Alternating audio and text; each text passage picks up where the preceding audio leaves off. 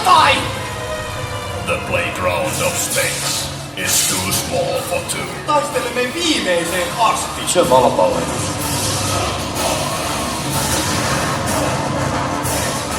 Joo niin. Ota vähän rennommin. Get ready for a wrecking with a vengeance.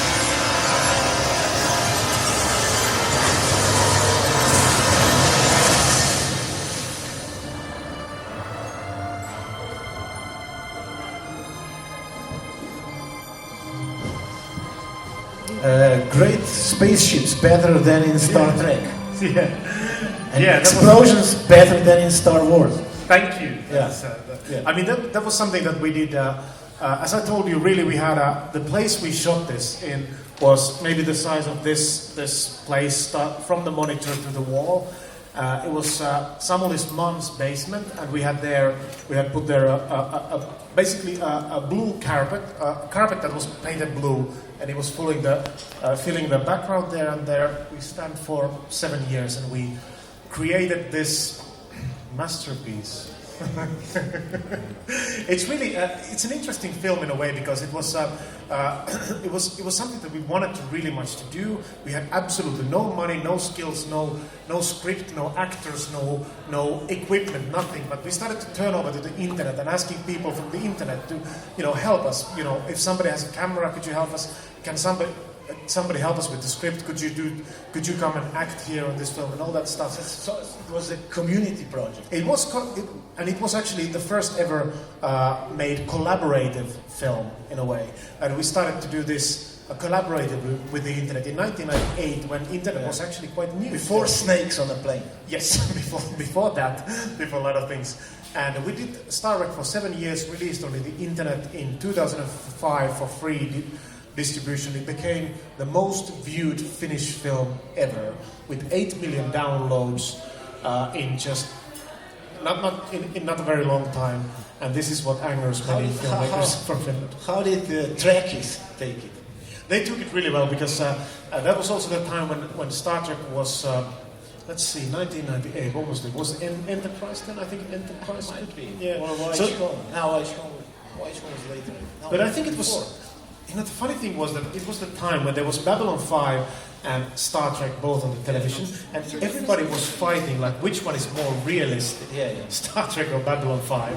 And that was basically the idea why we wanted to make this, because okay, let's put Star Trek and Babylon 5 fight each other and see who wins, and because it's such a ridiculous claim that neither of them is more realistic. But that was really fun to make, and based on that experience, I never went to film school myself, but based on that experience, because we had to do everything by ourselves, the sound, the music, the acting, the editing, the color grading, the special effects and everything. So we learned quite a lot, and based on those experiences we started to work on Iron Sky. Spielberg was never in film school. Oh, was he not? No, yeah. He was not. Well, John Ford was never in film school. Quentin Tarantino was never in film Well, that's true also, yeah. But the same model you took with Iron Sky. It's again community project. Yes, again with digital marketing. I mean online marketing, online distribution, online funding. Yeah, tell me, not specifically. Tell me. Yeah, I mean more about what we did online funding. I'll tell about that just briefly. Iron Sky. We wanted to make Iron Sky a professional movie with professional actors, with a budget, which goes to the big screens all over the world. That was the idea. But we wanted to take this idea of working with the internet community with us and sort of make that sort of the heart and soul of the whole production. Now, one of the things which happened, I mean, we started to work on Iron Sky. We got this idea, let's make a film about moon Nazis. Nazis on the moon. 1945, Nazis went to the moon. In 2018, they are coming back. Good pitch. We were able to work with that pitch quite a long time. We were able to gather altogether 4 million euros from traditional financing sources. And then we hit the wall. After that, nobody gave us any money. We were like, okay, we have this money, but we can't start shooting, so we don't have any money, obviously. And at that moment, we decided, okay, we have to turn to our community and start asking if people want to invest on this movie. And by investment, I mean a proper investment, which means you get shares of the film by giving us, starting from 1,000 euro, going up to, I think the biggest one was 60,000 euros. So basically, the idea was to create this investment scheme for a film that we wanted to make, and it worked extremely well. We were able to raise altogether 1 million euros from the internet community in quite a short time, and that released... You were a little bit shorter than Obama. Yeah. Well, maybe they were... Anders Breivik was shorter than you. He raised only 100,000. Oh, he did? Yeah. Oh. So he's another crowd financer. Well, that's another not that good thing in there. But what we did, I mean, important thing was that once we got this 1 million, traditional sources, they gave us another 2 million on top, so we were able to finance the film to the end. But this is, I said, community project. It was, in a way, made co-authored by this online community. No. Very important when you work with community, and I've seen this happen all over the internet, is that working with community is not democracy. Yeah. It is dictatorship. Yeah. You have to, I mean, you use your community to whatever means you need them, and you decide if it ends up on the film or not, and they have absolutely nothing to say. They can only work for you, but they cannot say that I demand this. Even if they, I mean, sometimes, once there was a guy who came, I put 100,000 in the film, or I did, 50,000, something like that, if I get to play a role in the film, and that was absolutely, definitely no. And this is really something that has to be understood when working all together with internet communities, but they don't work through democracy, they work through, like, there needs to be a creative person behind everything that drives, that filters everything. Although they might be really good ideas, you end up in a chaos if it's a matter of opinion, if you end up voting which ends up to the film and stuff like that. Yeah, because basically I was thinking something else. My point was trying to be something else. That you cannot make cult movie. You cannot say, now I will make a cult movie. Because you are not author of cult movie. Author of cult movie is public. Yes. Yeah, they're making This is cult exactly, movies. that's absolute. Udo Kier said the same. Going to see. Udo Kier said the same. I mean, cult movies are movies which are discovered by fans, not by critics, by fans. So here, I guess you got a problem, because critics are usually, fans of movies they discover. And in this case, fans discovered that movie. Critics came later, far later. So, what do you say? well, yeah. What are critics saying? What do I mean, I do agree that it's really creating a cult movie. Nobody starts to create a cult movie like, now I'm going to make a cult movie. All the cult movies are always made by people who want to make the best movie that they think and they want to do, the kind of movie that they want to do. And that was something that we wanted to do as well. And when it comes to the fact, like, you're absolutely right, it's the people who decide if this is a cult movie or not. Not the critics, not the filmmakers, not the actors, not the choices of actors and all that. And I found this true in many cases. I mean, Iron Sky is film that's been really extremely well received by people all over the world. Critics have some issues here and there, but then again, it's not a film for, so to say, for critics that way. And I always knew that if you're going to make a comedy about moon Nazis, it's not going to be a film that is going to be cherished by, like, film critics from Cannes and Berlin, but it's going to be cherished by the people who watch the film really in the theaters. But since it was in the making so many years, and this online community was debating it, and it was, participating in all their usual ways, they're probably thinking that they had a say in everything. Well, in a way, and the funny thing is that when you work with the community, you really have to work with it. You have to be in dialogue with them. That's the one sort of important thing, that they have to have an idea that you actually care what they do, and that is important. And you can't fake that. You have to really care what they say. So in the end, although the final decision process is by you, it doesn't mean that the stuff that they do is useless. You end up asking them for help, and you end up using them. And these people, they sort of become advocates for you, sort of the people who say that I was participating in this movie in a small part, but I was, and I want this movie to become big. And eventually, if you go to financing as well, I mean, if somebody invests, I put €1,000 to this movie, you have suddenly a huge marketing sort of army in front of you who will be promoting your movie, even though you're not doing. So I mean, if you release something, then there's suddenly 100,000 people who put it forward, and that's a big reach. Yeah. But the Nazi premise is for laughs, basically. To a certain degree. I mean, one thing which I realized when we started to do this is that I knew that we're going to do this for quite a long while. Yeah. And if you're going to do something for 6 years, you better have at least something to say with that. Yeah. It's not just for laughs and not just for cool images, but you also want to have a message which you want to take all the way to the end. It doesn't have to be the most deepest message. It doesn't have to be like hidden there, the most subtle message. It can be a really heavy-handed message, but at least it's good to have something you want to say.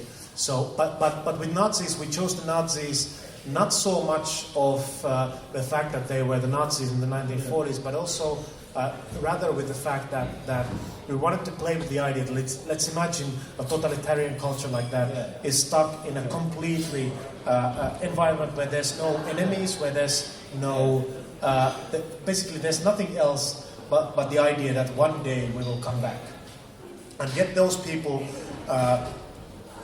see what happens to the community along those years and how the propaganda and all these elements that created that community originally on Earth, how does it work and what happens when they come back to Earth after they don't know anything about it? No, I was meaning that it's playing for laughs, but it's more serious than it would be, if had it been serious. Because even playing it for laughs, the message is, Nazism survived, Hitler survived. After Second World War, everybody was afraid that Hitler, after all, survived, and that Nazism survived, and that's it. There would be no space program, American space program, without Nazis. Yeah, that is true. that's true. And yes, I do completely agree with that. That is one of the things that works so well with the concept of. But the concept of Nazi Kunst, Leibach came. It's natural, obviously. Yeah, well, that was, as I said, I mean, the idea for Leibach was the reason actually. It was like immediate. It was actually really immediate idea that I really knew from the very beginning that I want to work with Leibach. I didn't, not Angelo Badalamenti. Not Angelo Badalamenti, no. But I want to work. But it wasn't like a real idea. I could have said that I want David Bowie to do the music. It was just as far. Yeah. But Leibach released an album called Volk in 2006. I think it was 2006, and that was the time when we made the biggest sort of decisions and the biggest things. And I was listening. That was the album that I was listening to for about half a year, all the time. And I found something about the irony, the message, the seriousness and the comedy and everything in that album that somehow resonated with what I was working on. So eventually, I mean, it started out as let's get Leibach to do the music. Yes, that's a good idea. It started, let's actually try that. And it wasn't very easy because Finland and Slovenia are far away. We don't know anybody from. I didn't know anybody from Slovenia or anybody. We are pretty close. We are brothers in arms. I do know that. No, yes. brothers in corruption. Yes, we are.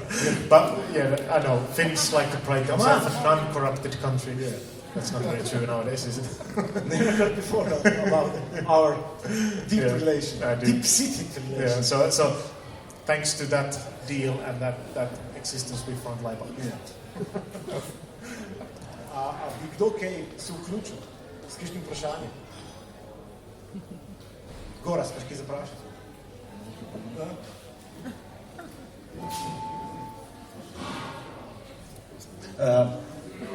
So, if there's no question, I will go. Oh, there was did you ask, like, people should ask questions? No, I was. I mean, come on, I came all the way from Finland. Even, I mean, pretend. Ask a question, pretend you care. Yeah. Okay, look, never mind, I will ask. You're probably aware of all these, various conspiracy theories about Nazis making during the war, state-of-the-art space technology, harboring it somewhere in Antarctica or Arctica or who knows where. And then there were even wild speculation that they might be the first one. There are books about it. Yeah, and I read a couple of those books. When I started to work on Iron Sky, I bought and borrowed all the books about this. Henry Stevens made Hitler's Flying Saucer. Somebody else made the Nazi Bell. I think it was the Nazi Bell, a book called The Nazi Bell. And there's like a Jim Marrs. Did you read Jim Marrs' book? His famous conspiracy theories. Probably that JFK was made after his book. Okay. Plot to Kill. Yeah, I didn't actually. That I didn't read, but I read a bunch of books. I read a bunch of books about Nazis in general, but also about Odessa, about all these conspiracy theories related to it.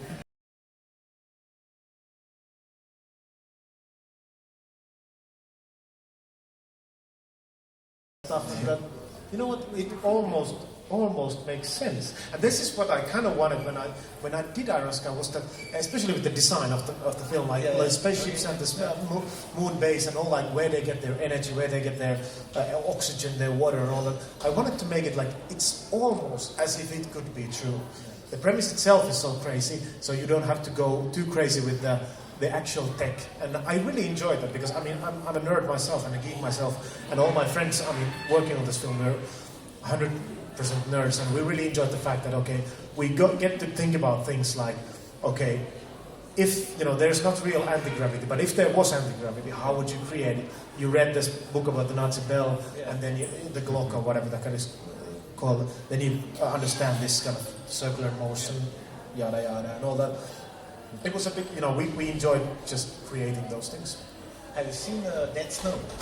Of course I've seen Dead Snow. I have to say, it's about Nazi zombies, and I was among the 10 first people in the world to see them. I happened to be in Us Film Festival in Norway, which is the smallest festival in the world, but the producer happens to be a friend with the festival owner, so he came there and showed it to a random audience. There was 10 people, I happened to be among those, and I saw the film and I was applauding it from the beginning to the end. I really loved that film.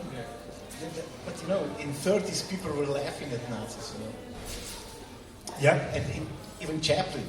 Yeah, laughing, yeah. Yeah, and then what happened? movies got, like reference to Chaplin's Great Dictator. Yes, it does, for sure. And yes, it's true. It was a point. There's a short version of it, and there is a long. Yeah, director's cut. It's in Finland. We have this saying, which is reading the Bible like the devil, which is like you can skip big portions of it, and you can always find things that work with your ideology, even with a film like Great Dictator, which is really just about mocking the Nazis. Yeah. But you can pro-Nazi movie. Yeah, you can edit that into a 10-minute movie, which is a pro-Nazi movie. That is one of the parts about Iron Sky is that they're using that as a sort of propaganda tool. But when Jani actually, he was here, Jani, he sent me the artwork. Here's the artwork for Iron Sky. And my first association was, surf Nazis must die. You remember this trauma picture from the 80s? And I've never seen it. It's a trash, it's a perfect, but it's bastard. I've never seen, and I always wondered, why is it that, why is the first thing that many people come to mind is moon Nazis, surf Nazis? Maybe there's just the rhythm of that. I don't know. But we had but I've never seen that film, although I always not wanted to, but I always have been aware that I probably should watch this. Not many people. But it's a very well-known film, surprisingly. Yeah. It's got sort of cult status. So, are you considering sequel For Iron Sky? With a $300 million budget. Yes, absolutely.